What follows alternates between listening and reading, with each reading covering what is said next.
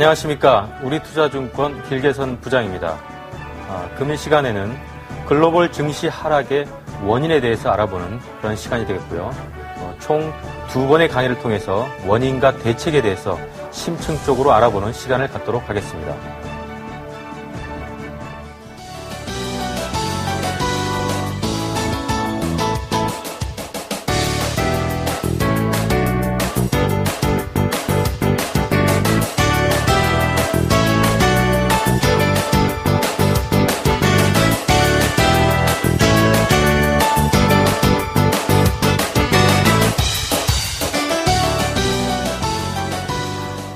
네, 근본 증시의 폭락은 누구도 예측하기 힘들었을 뿐만 아니라 예측과 대응 자체가 굉장히 어려웠던 시장이었습니다.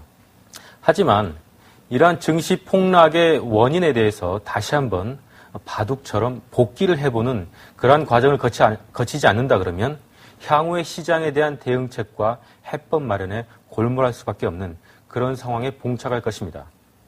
따라서 근본 시장이 증시 역사상, 국내 증시 역사상 이렇게 단기간에 폭락했던 적이 없었던 경우로 인해서 시장 예측이 불가능했다라는 단순한 그러한 원인으로만 시장 대응을 할 것이 아니라 진정한 원인은 무엇인가에 대해서 심층적으로 짚어봐야 될 것입니다.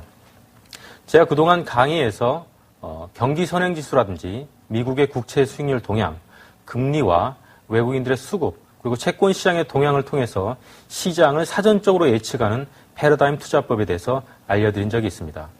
이러한 투자법을 적용해서 거시경제 지표를 토대로 해서 이번 시장 하락의 원인을 또 기술적으로까지 접목해 보도록 하겠습니다. 먼저 미국의 비즈니스 사이클닷컴에서 제시하고 있는 이코노믹 사이클 리서치 인스티튜트의 경기 선행지수를 알아보는 내용이 되겠는데요. 이 지수는 2주 만에 한 번씩 발표되는 중요한 지표가 되겠습니다. 따라서 일주일간의 데이터가 계속적으로 오버랩이 되면서 나오게 되겠는데요. 미국의 경기 선행지수를 토대로 봤더니 시장이 하락 국면으로 접어들고 있다는 것을 이미 7월 달부터서 감지했어야 되는 것이 가장 중요한 포인트가 되겠습니다. 본 자료를 통해서 보시면 지금 데이터는 미국의 경기 선행지수가 2011년도 4월 달까지는 꾸준한 상승세를 보이는 패턴을 유지하다가 이것이 다시 한번 4월 이후부터서 계속적인 감소 추세를 보여왔습니다. 이러한 감소 추세를 보이더라도 시장이 일시적인 반락 정도로도 완성될 수 있기 때문에 하락 자체를 적어도 6월 달과 7월 달까지의 기간 동안에는 큰 의미를 두기는 어려웠었던 국면인데요. 실제적으로 데이터 자체가 항상 모든 기술적 분석에서는 전 저점을 하회하는 데이터, 즉 기본 경제 데이터 자체가 이전 데이터에서 소폭은 하락은 하고 있지만 추세적으로 전 저점을 하회해서 추가적인 하락을 나타낼 때는 분명히 무엇인가 시장이 리스크적인 측면이 과도하게 부각되고 있다는 것을 파악을 해야 됩니다. 정확하게는 이러한 전 저점 라인을 하회한 것은 정확하게 2011년도 6월 10일경 정도가 실제적으로 전 저점 데이터를 하회한 지점이 되겠습니다. 이 하회한 지점에서 그러면 전 저점을 약간 일시적으로 하회는 할 수 있겠지만 다시 예를 들어서 종합주가지수 차트의 120일 이동평균선을 일시적으로 하회했다가 다시 한번 급반등하는 그런 사례도 있기 때문에 이런 경제지표 데이터 자체도 전 저점을 하회는 했지만 그러면 과연 급반등으로 반등을 할 수 있는가를 확인해보는 시간이 필요한데요. 실제적으로 6월 24일 그리고 7월 8일까지 계속적으로 하락한 것을 확인할 수가 있습니다.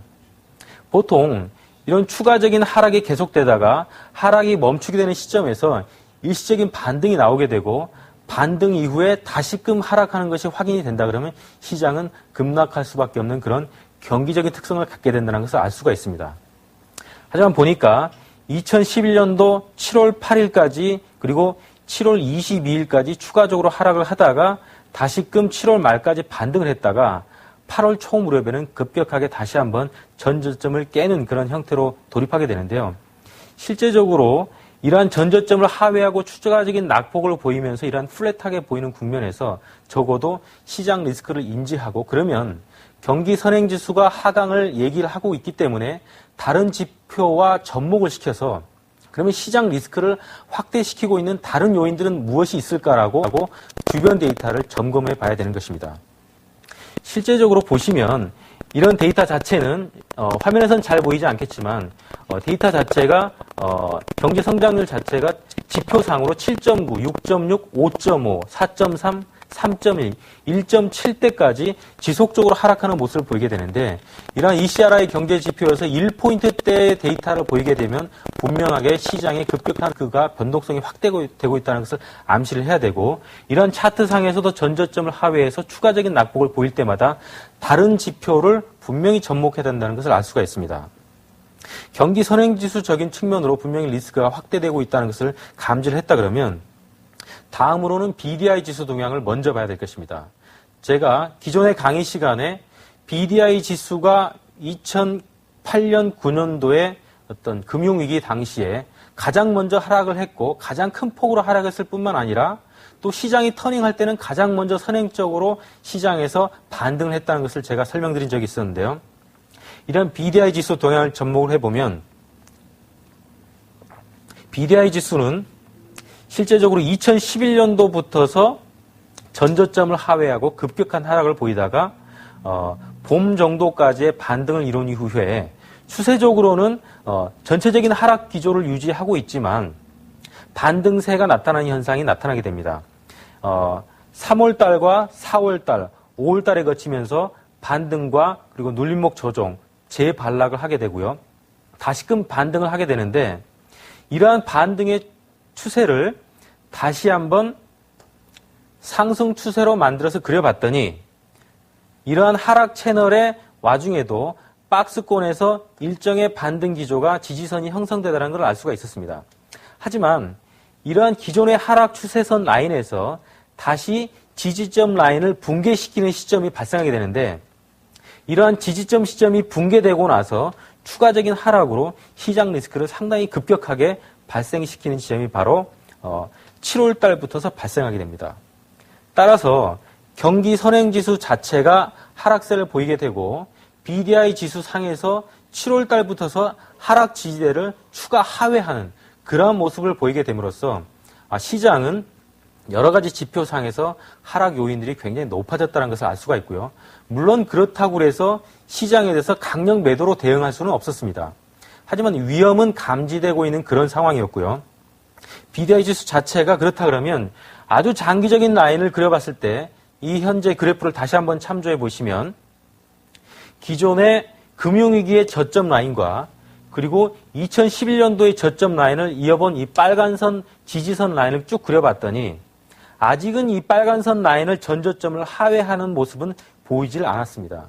그러면서 8월 초부터서 플랫한 모습에서 BDI 지수가 일시적인 반등을 보이게 되는데 이 기간 동안에 실제적으로 전 세계 주식시장은 거듭된 폭락과 어떤 급락을 반복하면서 변동성을 확대되게 하는데요.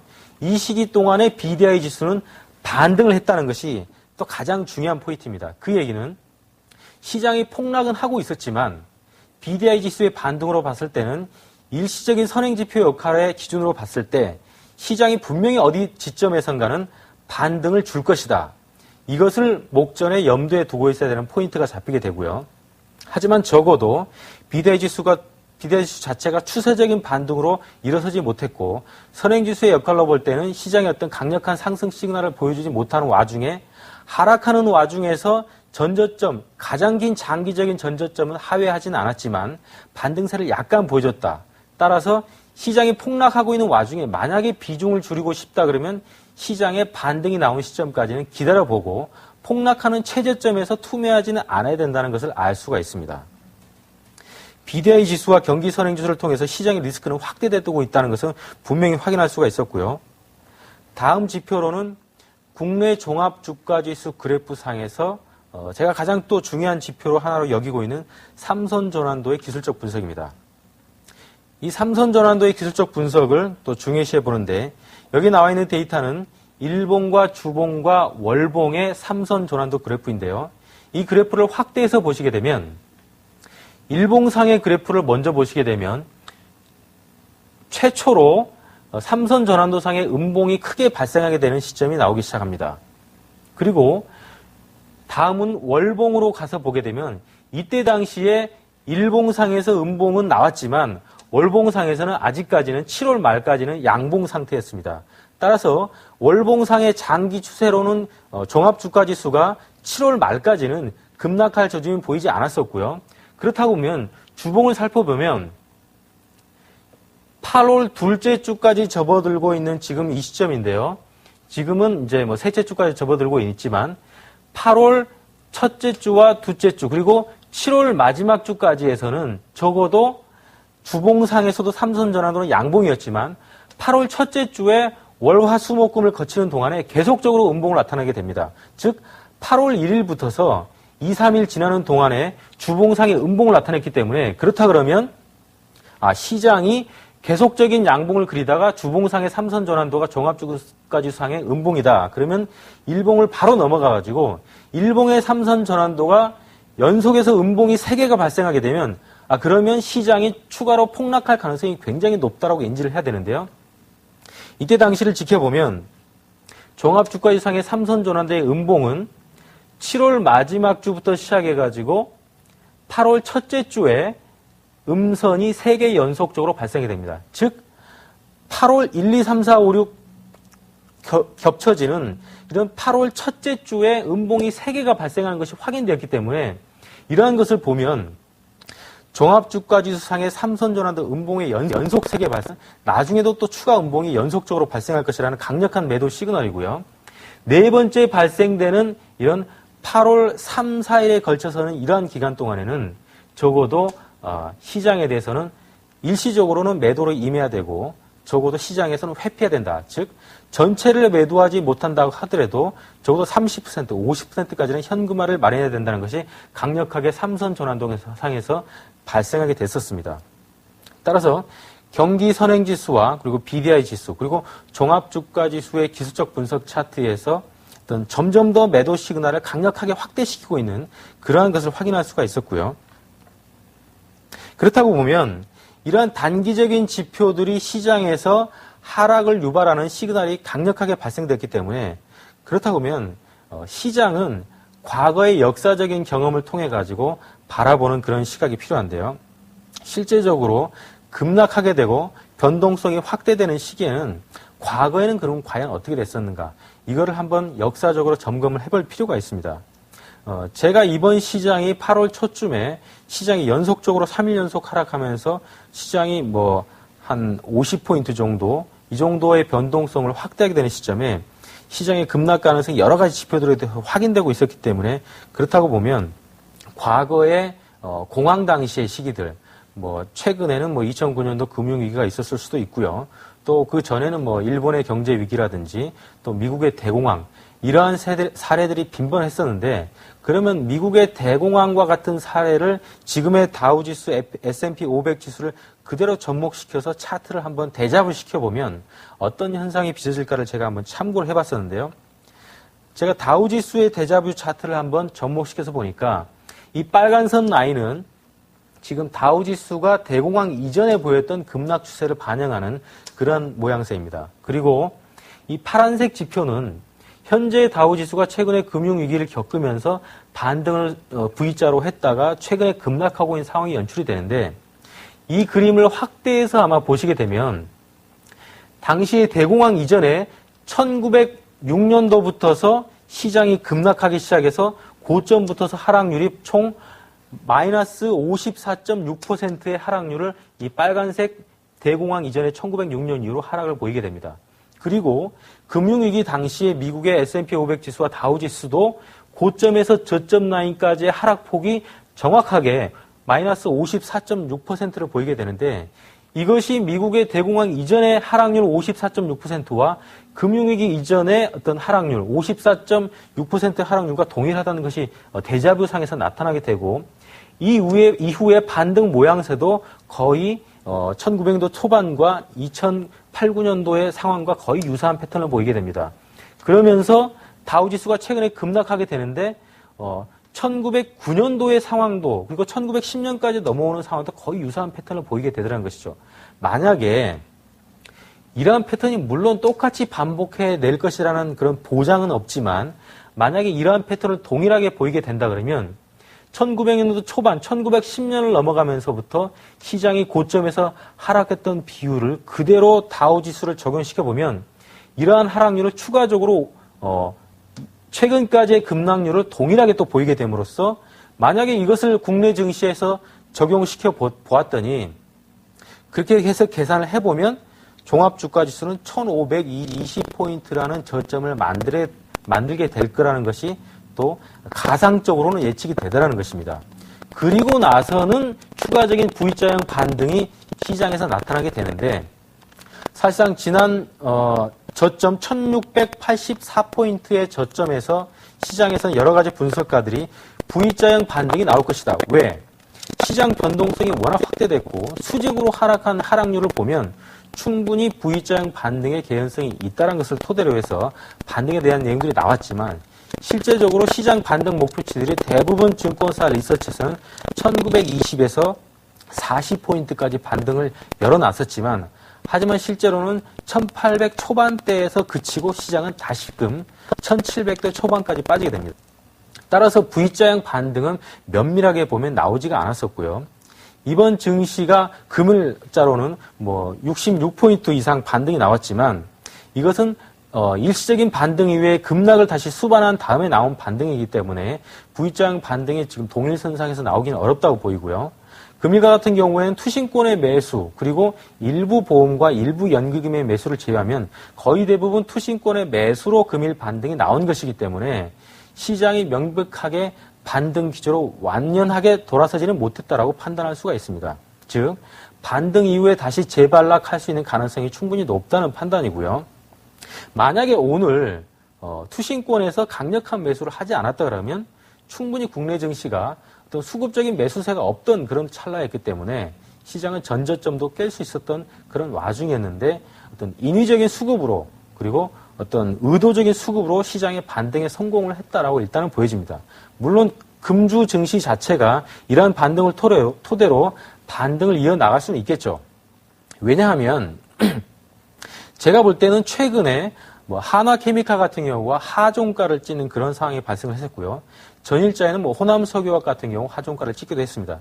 이렇게 초시가 대형 우량주들이 장중에 또는 종가로 기준으로 하종가를 찍거나 또 금일 같은 경우에는 상한가를 만들어내는 그런 현상들이 발생하는 현상은 어느 정도 변동성이 극에 달한 시점, 즉 셀링 클라이막스를 찍고 있는 시점이 아닌가라고 보기 때문에 적어도 지난번 1684포인트 라인이 셀링 클라이막스가 아니었고 시점으로 보면 금일 최근에 하종가를 분명히 많이 찍었던 와중에 금일 다시 10포인트 이상씩 상승하는 그런 모습을 볼 때는 셀링 클라이막스는 단기적으로 찍었다는 것이 오늘 확인됐다고 확인할 수가 있지 이미 지난번 저점 부근에서 셀링 클라이막스를 얘기했던 것은 분명히 틀렸다는 분석으로 어떤 유추해 볼 수가 있습니다. 그런 상황이기 때문에 다우지수의 데자뷰 자체를 국내 증시까지 바로 접목시켜서 이렇게 될 것이다라고 말할 수는 좀 없겠지만 그런 요약보다는 시장이 아직까지는 반등 정도만 만들 수 있지 완연하게 상승으로 턴인시켰다라고 볼 수는 없는 상황이고요. 이것을 보기 위해서는 주식시장보다 5배 이상이나 큰 그리고 국가별로 따라서는 10배 이상이나 큰 채권 시장의 동향을 통해서 이러한 시장의 흐름을 면밀하게 짚어봐야만 시장 예측이 가능할 것으로 판단이 됩니다. 그렇다고 보면은 이런 채권 시장의 금리 차를 이용해 가지고 시장을 판단해 보는 그런 면밀한 점검을 위해서는 기본적인 이론 지식이 함양이 돼야 되는데요. 제가 이전 강의 시간에도 고스피책 강의를 통해서 경기를 판단하는 지표로 장단기 금리 차가 어떠한 괴리를 보이는가가 굉장히 중요하다는 얘기를 2번에 걸쳐서 강조드린 적이 있습니다. 장단기 금리 차가 예를 들어서 10년 금리 그리고 3개월 금리 또는 2년물 금리의 어떤 금리의 스프레드 차를 봄으로써 이것을 판단해 볼 수가 있겠는데요. 적어도 쉽게 보면 이렇습니다. 금리 추세가 상승기로 접어들고 있을 때는 시장이 경기 호황이나 또는 어떤 경기가 어떤 정점으로 가고 있는 그런 중간 단계 그리고 또 금리 차가 하락 쪽으로 기울고 있을 때는 경기가 안 좋거나 불황이 시작됐거나 경기가 둔화되거나 또는 하강 국면의 중간 단계에 있거나 또는 심각한 경기 침체에 도달하고 있거나 이렇게 판단해 볼 수가 있겠는데요. 지금 보시는 화면에서 지금은 경기 호황 국면은 분명히 아니기 때문에 그 데이터들은 지금 설명드리지 않겠습니다만은 경기가 둔화되고 있고 경기가 하강하고 있고 또는 심각한 경기 침체를 당하고 있을 때의 어떤 화면을 보실 필요가 있겠는데요. 이 화면을 확대해서 보시면 경기 둔화 단계에서는 장기 금리는 추세적으로 하락하고 있는 와중에 단기 금리 자체가 하락하면서 장기 금리에 수렴하게 되는 그러한 모양을 형성하게 됩니다. 즉 장기 금리와 단기 금리가 하락을 하고 있으면서 점점 수렴하고 있는 단계가 경기 둔화 단계가 되겠고요. 경기 하강 국면에서는 장기 금리가 하락을 하고 있는 와중에 거의 유사했던 장단기 금리가 스프레드가 점점 벌어지면서 추가 하락을 확대하고 있는 것이죠. 즉 지금의 국면이 어떤 경기 하강 국면과 경기 둔화 국면의 어떤 일직선상에 놓여 있다라고 판단할 수 있는 그런 이론적인 어떤 배경을 인지를 하셔야 되고요. 마지막으로 심각한 경기 침체 국면에서는 단기 금리는 플랫하게 움직이다가 하락을 하고 있는데 장기 금리가 단기 금리를 하회하면서 장단기 금리가 역전되는 현상이 벌어지는 상황이 심각한 경기 침체 국면을 얘기하게 됩니다. 즉 예를 들어서 2년물 금리나 3년물 금리가 한 3.5% 정도의 수익률을 보이고 있는데 만약에 10년물 금리가 3.0이나 3.2로 최근에 단기 금리보다 추가적인 하락을 크게 하고 있다. 이렇게 보면 분명히 심각한 경기 침체를 당하고 있기 때문에 지금은 주가지수 자체가 하락할 수밖에 없고 리스크 관리를 철저히 하는 동시에 이러한 그 시장의 변동성에 면밀하게 대비해야 되는 그런 상황을 알 수가 있습니다. 그러면 이러한 이론적 기초를 바탕으로 해서 최근에 미 국채 수익률 동향의 1년치 데이터를 한번 비교를 해보도록 하겠습니다. 제가 아마 미 국채 수익률 동향은 지난번 고수비책 강의 시간에도 아마 수십 차례 언급을 드렸었던 것 같습니다. 이 미 국채 수익률 동향이 주식시장보다 어마어마한 크기로 시장을 움직이는 스마트 머니들이 발을 담고 있는 시장이기 때문에 굉장히 중요한 지표고 적어도 시장에서 주식 투자를 하고 있다, 파생상품 투자를 하고 있다, 채권에 투자하고 있다, 또 펀드에 투자하고 있다, 랩에 투자하고 있다 이런 투자자들이라 그러면 미국의 국채 수익률 동향을 매일 아침 9시 장이 열리기 전에 반드시 봐야 되는 지표입니다. 그러면 세부적으로 살펴보면 지금의 캔들 차트로 울긋불긋하게 칠해져 있는 차트는 미국채 30년물 국채 수익률 동향이고요. 그 밑에 있는 실선 차트는 미국채 10년물의 수익률 동향입니다. 그리고 지금 최근에 급격한 변동성을 보이고 있는 차트는 미국채 2년물 수익률의 동향이고요. 마지막으로 제일 아래 하단에 어느 정도는 다른 지표들에 비해서 플랫한 모양을 보이고 있는 것이 런던 은행 간 국제금리 지표 라이보 금리 동향을 표시되어 있는데요. 지금 보시면 미국 국채 30년물 국채 동향과 10년물 국채 동향이 2010년도부터서 추세적으로 하락을 보이다가 6월 달까지는 어떤 하락 추세를 마무리하고 약간 플랫한 모습을 보이게 됩니다. 이러다가 미국채 30년물 동향과 10년물 동향이 일시적인 반등세를 보이게 되는데요. 이것은 이런 하락 추세, 즉 종합주가지수나 글로벌 주시장 동향이 일본 사태, 리비아 사태 여러 가지 사건을 겪으면서 하락 추세를 보이다가 시장이 일시적인 반등 가능성을 열어놓았다는 그런 측면으로 보일 수가 있겠습니다. 적어도 이렇게 된다 그러면 아직까지는 시장이 반등할 수도 있고 또 국내 시장 자체도 자동차 주식이라든지 화학주 같은 경우에 계속적으로 상승 추세를 그리는 종목들이 많았기 때문에 이런 미국의 국채 수익률 동향을 볼 때는 물론 안전자산 선호 현상이 다소 완화되고 있긴 하지만 적어도 아직까지는 국내 주식을 홀딩하면서 시장의 추세를 관찰해 보아야겠다는 추세를 확인할 수 있었지만 곧바로 7월달 들어서면서 미 국채 수익률 동향이 급격하게 다시 직하락하는 모양을 나타냈었습니다. 이렇게 보면 일시적으로 시장이 안정화되는 것 같았지만 다시금 안전자산 선호 현상이 강화되는 것을 7월 달에 느낄 수가 있어야 되고요. 7월 중순에서 7월 말까지 이르는 동안에 한 7월 20일까지에는 미국 국채 수익률 동향이 이 급락세보다는 V자형으로 반등하지 못했지만 일시적인 상승세를 보여주게 됩니다. 따라서 만약에 그렇다면 이러한 상승 추세를 전고점을 돌파하지 못하고 재반락하는 경우에는 시장의 리스크 상황을 인지해야 되는 거고요. 이 전저점 라인을 그었던 지점을 만약에 하회를 하게 된다 그러면 기계적으로 시장에 대한 매도를 단행해야 된다는 것이 확인이 되는 것입니다. 앞에서 제가 미국의 경기 순환 지수 자체가 약간의 하향 조정 가능성을 충분히 시그널적으로 보여줬었고 BDI 지수 동향이 전저점 라인을 깨면서 지지대 라인을 붕괴하는 그런 시그널이 나왔었고 종합주가지수 자체가 삼선 전환도상에서 일봉상의 음봉이 연속적으로 3개가 발생하는 그런 상황이 연출되기도 했었고 또 경기 상황을 봤을 때 분명히 지금의 호황 국면이 아니라 하락하는 기조선상에서 경기 침체도 발생할 수 있는 그런 상황이다라는 것을 인식하게 된다 그러면 미국의 장기 국채 수익률 동향이 급락하게 되는 시점 그리고 전저점 라인을 정확하게 하향하게 되는 시점이 2011년도 7월 29일 날 발생하게 되고 2011년도 8월 1일 날 이미 지난 금요일 날 전저점 라인을 터치하면서 하락을 했었지만 장중에 하락을 했었지만 이때 기계적으로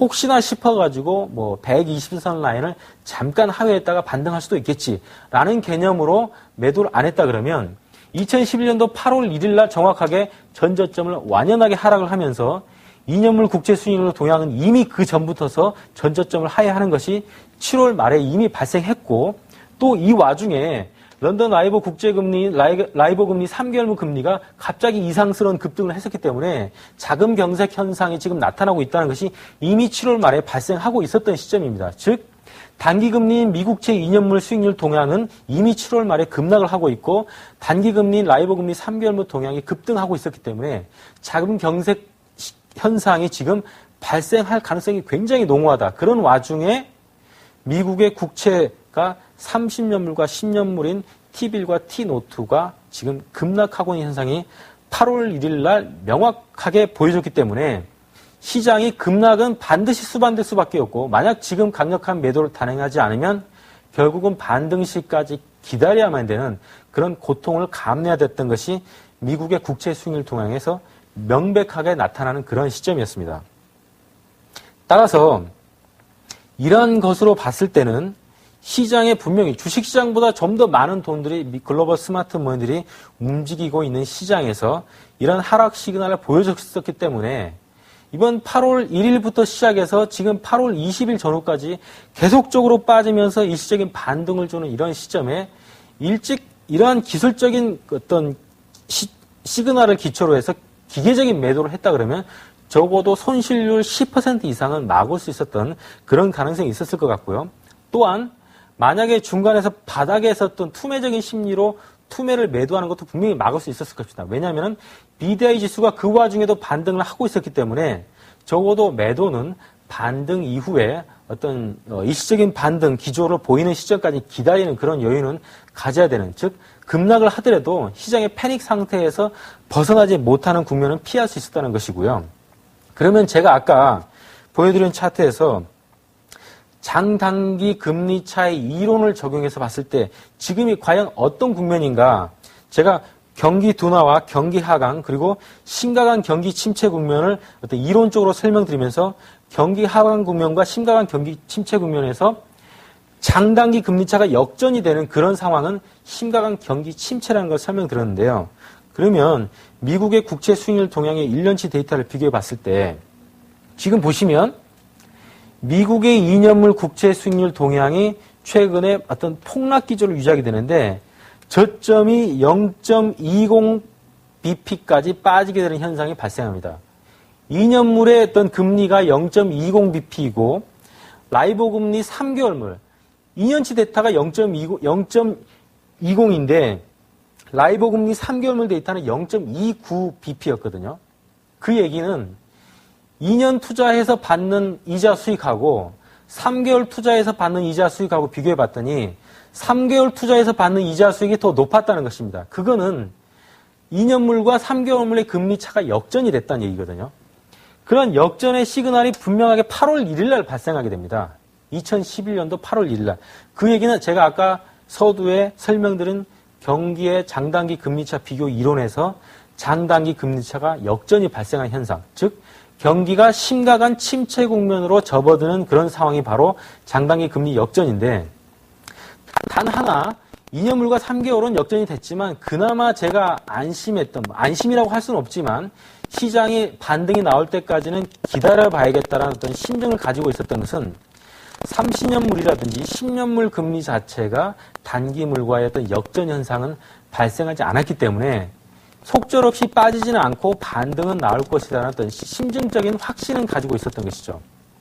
만약에 2008년도, 9년도 리먼 사태 이후에 금융위기 때처럼 30년물 금리와 10년물 금리, 그리고 1년물과 2년물 금리의 역전 현상이 만약에 발생했다 그러면 이번에 반등 시에 모든 주식을 다 매도를 하고 시장을 떠나야 되는 그런 상황이 발생될 수도 있습니다.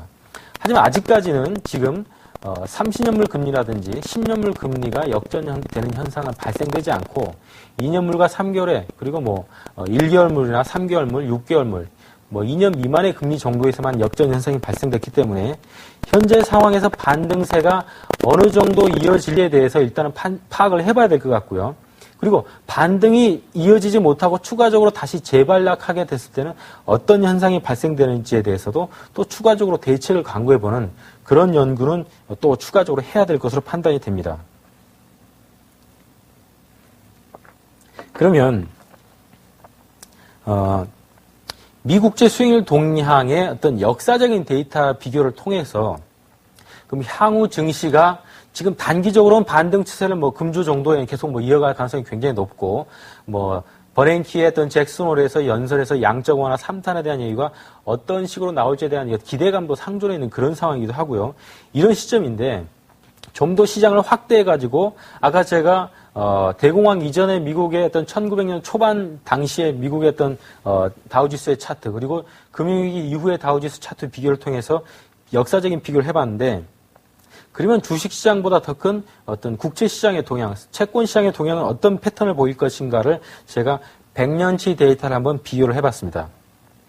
그랬더니 이 데이터를 보았더니 미국의 국채 수익률의 100년치 데이터는 추세적인 하락 기조를 계속 지금 이어가고 있는데요.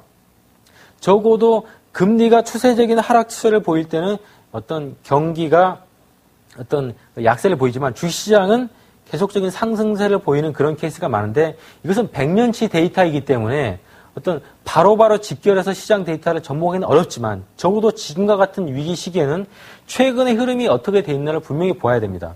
이러한 장기 하락 채널의 어떤 그 하락 채널을 이렇게 반복적으로 그리고 있는 미국의 국채 수익률 동향을 비교해 봤더니 이것은 미국채 30년물의 수익률 동향인데요.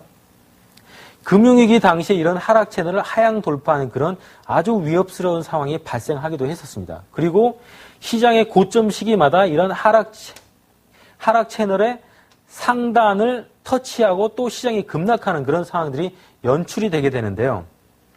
최근에 의미 있는 변화가 지금 나타나기 시작한 것이, 최근에 의미 있는 변화는 기존의 하락의 저점, 즉 기술적 분석에서는 전 저점을 하회하는 시점이 굉장히 위험스러운 시점인데, 최근에 미국채 수익률이 하락 추세의 중간 지점에 전 저점이 형성되어 있는데 최근에 미국채 수익률이 이러한 전 저점을 하회하는 현상이 벌어져 있습니다. 즉 기존의 수익률 동향이 하락을 급격하게 하게 되면 시장이 하락으로 접어들 수밖에 없고, 이러한 전 저점을 추가적으로 하회하게 되면 충분히 주식시장에서 기존의 저점을 충분히 하회해서 돌파할 가능성이 굉장히 높다는 것인데, 미국채 30년물 수익률 동향이 지금은 정확하게는 35bp, 0.35bp 정도 수준에서 지금 머물러 있는데, 이러한 수준을 최근에 하회를 했다가 일시적으로 약간의 반등 기미를 보이려고 하고는 있지만 전 저점을 하회한 라인에서 지금 어떤 반등의 기미를 아직은 보여주지 못하고 있습니다. 이런 것으로 봐서는 이미 하회를 했기 때문에 시장이 충분히 하락할 개연성이 굉장히 높다는 판단이 들고요. 지금의 반등이 계속적인 반등을 만들어내려면 다른 여러 가지 조건들이 결부되어서 상승 시그널을 주지 않는 이상 지금 반등은 반등으로 그칠 가능성이 굉장히 높다. 이렇게 판단이 되어집니다. 즉, 지금 반등 시기에 적어도 내가 손실 본 종목들이 뭐 수십 가지 종목 중에서 또는 뭐 10개 미만의 종목 중에서 이 종목은 내가 아직 수익 구간이다. 또는 뭐 거의 제로 베이스 구간이다. 이렇다 그러면 이 반등을 이용해서 일부는 현금화를 해서 시장이 추가적으로 상승을 하더라도 나중에 따라갈지언정 현금화를 일부는 해보는 그런 상황이 맞지 않나라는 판단이 들고요. 적어도 글로벌 스마트 머니들이 만약에 이 상황에서 어떠한 악재가 돌발적으로 발생만 된다면 바로 주시장의 매도를 단행하는 그런 추세로 발생할 수 있다는 것입니다. 물론 지금 공매도 금지 조치로 한 3개월 정도가는 여유가 있을 것으로 판단이 되지만 보유하고 있는 종목으로 시장에 어떤 급락을 유발해 놓을 수도 있는 그런 상황이기 때문에 과거에 뭐 도이치증권의 한국 증시의 어떤 주시장 매도, 2조 3천억대 매도 이러한 같은 사항도 충분히 발생할 수 있다는 것을 염두에 둔다 그러면 이번 반등을 넉넉히 기다리지 말고 일부는 현금화를 해서 시장의 변동성에 대비하자는 것이 저희 결론이고요. 그렇다고 보면 지금 심각한 경기 침체 국면이 단기적으로는 발생은 했고 그렇다면 향후에도 경기가 될 것인가? 미국의 GDP 결과가 이번 주 금요일에 버냉키의 잭슨 연설과 뭐 동일한 그 날짜에 이제 발표가 되게 됩니다. 그렇게 되게 되면 미국의 GDP 추이는 JP 모건이나 골드만삭스 그리고 국내 리서치 기관에서 계속 예고를 하듯이 이전치 데이터를 수정 하향 발표해서 계속 발표를 하고 있는데 최근에 추세를 분명히 그래프상에서 그려볼 필요가 있습니다. 2%대 경제 성장률이 1%대로 뭐 하향 조정되더라. 뭐 수치상으로는 뭐 하향하고 있다는 걸 알 수가 있지만 이것을 반드시 그래프로 확인해 볼 필요가 있는데 금융위기 당시에 굉장한 심각한 그 하향 추세를 그렸다가 다시 재반등에 성공을 했지만 최근에 그 시장의 어떤 평균 라인을 다시 한번 금융위기 당시를 제외하고 나면 기존의 저점이 2001년도 어떤 9.11 테러 당시의 어떤 저점 그리고 금융위기 직전에 보였던 어떤 GDP 수치의 어떤 이전 저점 그리고 최근에 이러한 저점 라인을 쭉 그은 라인에서 저점에 지금 맞부딪혀 있다는 것입니다. 하지만 지금 봤을 때는 미국의 GDP 추이 자체가 계속적으로 하향 조정될 가능성이 높고 작년 데이터보다 올해 데이터가 좋고 올해 데이터보다 내년 데이터가 좀 더 하향 조절된 가능성이 많기 때문에 지금은 경기 침체 국면이 심각하게 지금 진행되고 있는 상황에서 계속적인 약세 국면을 지금 전저점 하회 리스크가 높아져 있다는 측면으로 위험 리스크를 감지하셔야 된다. 이것을 확인을 하셔야 될 것 같습니다. 그리고 또 이제 제일 중요한 지표인데 지금 이번 주 금요일에 버냉키가 잭슨홀에서 양적 완화 3탄에 대한 발언을 하게 될 것이다에 대한 기대감 때문에 금일 증시가 어떤 일정 부분 반등하게 되는 역할을 하게 됐고요. 물론 리비아 사태가 이제 어떤 그 소멸되는 그러한 시점도 같이 결부되면서 두 가지 내용들을 토대로 금일 국내 증시가 반등을 했지만 양적 완화를 진행하기 위해서에 필요한 그 조건들이 있습니다. 그 조건은 세 가지가 있는데요. 일단은 경기 후퇴가 감지되는지가 확인이 돼야 되고요. 두 번째는 금융시장의 경색 현상이 나와줘야 되는 거고요. 세 번째는 물가가 안정이 된 상태. 이러한 세 가지 지표가 확인이 돼야지만 양적 완화를 펼칠 수가 있습니다. 제가 아까 GDP 데이터를 제가 먼저 보여드린 거는 경기 후퇴 국면이기 때문에 GDP 데이터가 계속 하강 국면에서 그것은 확인이 된 상황이고요. 금융 경색, 즉 금융시장에서의 어떤 그 심각한 위험 리스크가 상존하고 있는 시점, 최근에 글로벌 증시 폭락으로 이미 확인이 되어 있는 상황입니다. 따라서 세 가지 조건 중에서 두 가지 조건은 지금 양적 완화를 하기 위해서 충분하게 어떤 충족이 됐는데 물가는 양적 완화를 하기 위해서는 어느 정도 안정이 되어 있어야 됩니다. 그런데 이 양적 완화라는 것은 시중에 돈을 풀어서 어떤 통화량의 증가를 유발하겠다는 것인데 그렇게 되면 물가가 초급등하게 되는 현상이 또 빚어지기 때문에 이러한 양적 완화를 위해서 물가가 안정이 돼야 되는데 최근에 미국의 인플레이션 지표를 한번 살펴봤습니다. 지금 미국의 소비자 물가 지수를 지금 양쪽에서 지금 다 표시한 데이터인데 월드 기준으로 소비자 물가 지수 그리고 미국 기준으로 소비자 물가 지수를 전체적으로 나타낸 지금 데이터인데 최근에 이러한 저점 라인을 연결하는 선에서 어느 정도 2010년도까지에는 물가가 안정이 되는 모습이 보였었습니다. 즉 일자 양적 완화의 효과와 함께 기업들의 어떤 자금 경색 현상들이 조금 완화되고 글로벌 물동량이 증가하면서 물가가 안정된 흐름을 보이다가 다시금 유가가 120불대까지 돌파되는 그런 상황, 두바이 같은 경우 130불대까지도 근접했던 그런 상황이 발생이 되는데 이런 상황이 빚어지면서 다시 물가는 상승하게 되고 이적 양적 완화가 진행돼 있던 2011년도까지도 양적 완화의 효과가 전혀 없는 상황이 지금 벌어지게 된다는 것이 물가 수준이 급격하게 오르면서 확인이 되게 됩니다.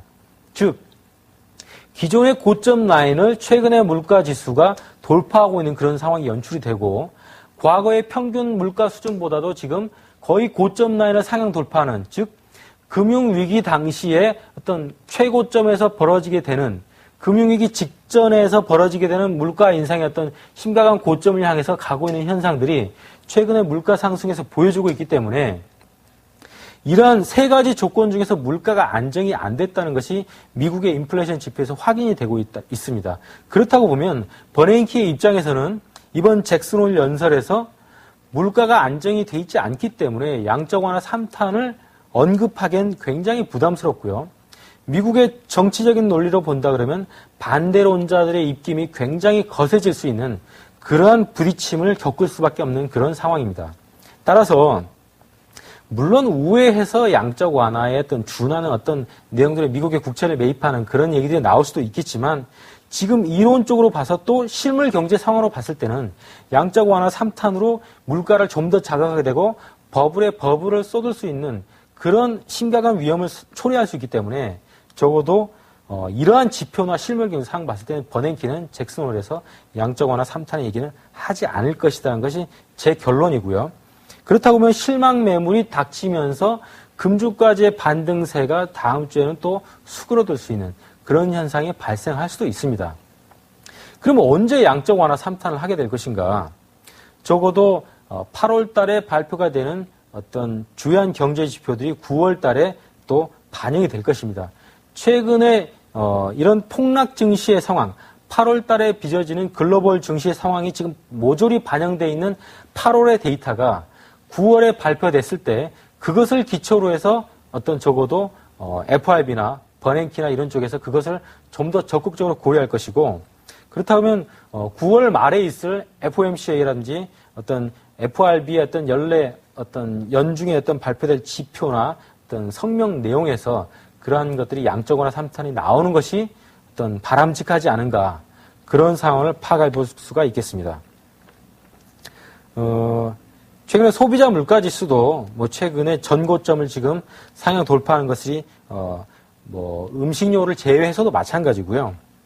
또 기타 핵심 물가 지수도 굉장히 좀 실질적으로 마찬가지입니다. 그리고 미국의 수입이나 수출의 가격 지표 자체도 이미 전고점은 상향 돌파해서 그 이전 고점을 넘어서서 지금 수입 수출 물가 지표는 10% 수준까지 굉장히 높아져 있는 그런 상황을 치닫고 있기 때문에 지금 상황이 절대적으로 녹록지 않다. 이런 심각한 경기 침체 국면이 지금 다가서고 있다는 것이 계속 확인이 되고 있고요. 또 실제적으로 지표상의 인덱스 자체로는 굉장히 높아져 있는 시추이지만 세계적인 소비자 물가를 기초로 해서 실제로 개개인들이 겪는 생활에서 적응할 수 있는 어떤 비용 부분을 따져봤을 때는 2009년보다 10년보다 11년이 더 어렵다는 얘기들이 많이 나오는데 실제적으로 생활 적응 비율 자체는 이전에 꾸준히 상승해 있지만 이것이 급격하게 상승하는 시점이 가장 위험한 국면이거든요. 2008년도 당시에도 이런 생활 적응 비율이 굉장히 높았었고 지금 당시에도 지금 생활 적응 비율이 급격한 기울기를 보이면서 급격하게 상승하고 있는 것이 7월 데이터까지도 지금 발생을 하고 있습니다. 따라서 지금의 경기 침체 국면이 단순한 인덱스상에서 지표만으로 어떤 그 리스크를 보여주는 것이 아니라 실제적으로 개개인들이 느끼고 있는 어떤 그 피부로 느끼는 지표상에서도 굉장히 어려운 상황이 연출되고 있다는 걸 봤을 때는 경기 침체 국면을 인해 가지고 소비가 자극되지 않고 굉장히 위축될 수 있는 국면이 굉장히 심각하다. 그런 상황을 파악을 해봐야 될 것 같습니다. 지금 시간이 뭐 많지 않게 남아있긴 한데요. 적어도, 앞으로 이제 제가 다음 강의, 2차 강의를 좀 추가로 할 예정인데, 그때는 제가, 최근에 가장 안전자산의 지표로 여겨지는 금 가격 동향과, 그리고 어떤 금을 생산하는 그 생산업체들의 동향, 그리고 최근에 환율 시장이 굉장히 민감하게 변화되고 있는 이 시점, 즉 제가 오늘 이 시간에는 시장이 급락하게 된 가장 기본적인 원인을 기술적인 지표와 경제 데이터를 통해 가지고 짚어보면서 우리가 좀 더 면밀하게 이런 데이터들을 사전에 매일매일 체크해 봤다 그러면 시장 하락을 어느 정도 완벽하게 대비는 못해더라도 손실률을 일부는 줄일 수 있었지 않을까. 그리고 어떻게 보면 반등을 노리는 트레이딩도 임무 접목해보지 않았을까라는 그런 반성적인, 그리고 시장을 어떤 복귀해보는 그런 시간을 가졌었는데, 적어도 다음 시간에 제가 시장에 대한 대책과 뭐 완벽한 100%의 해법과 대책은 제시해드리지 못하겠지만, 앞으로 시장의 어떤 지표와 어떤 중요한 모멘텀과 이슈들이 시장을 급락시킬 것인지 아니면 반등을 만들어낼 것인지를, 우리가 무엇을 짚으면 될 것인지를 어떤 대책을 제가 마련해보는 시간을 가질 텐데요. 향후에는 아마도 국제적인 환율 시장이 시장의 강력한 변동성을 좌지우지할 수 있는 가장 큰 모멘텀이 될 것으로 판단을 합니다. 따라서 제가 이전까지는 미국의 국채 수익률 동향을 기준으로 해가지고 금리의 변동성, 경기의 상황 같은 거를 내용으로 어떤 시장을 분석을 했는데, 아마도 향후에는 환율 시장, 원달러 환율, 원엔 환율, 그리고 중국의 위안화 동향, 그리고 골드 가격과 연계된 안전자산 선호 현상으로 접목이 된 스위스 프랑화의 동향, 그리고 유로 지역의 국채 수익률 동향을 명백하게 짚어보면 향후에 뭐 설령 금요일 날 버냉키가 어떤 얘기가 없더라도 9월달 시장에 대한 예측과 대책을 충분히 환율 시장과 국제 정세를 통해 가지고 충분히 대응할 수 있게 하는 그런 해법을 제가 명확하게 제시해 드리려고 합니다. 따라서 앞으로는 매일매일 미국의 국채 수익률 동향과 환율 시장이 어떻게 움직이고 있는 것을 투자자 여러분들께서 한 번씩 장 시작 전에 짚어보시는 그러한 좀 노력을 좀 병행하실 것을 강력하게 추천드리는 바입니다.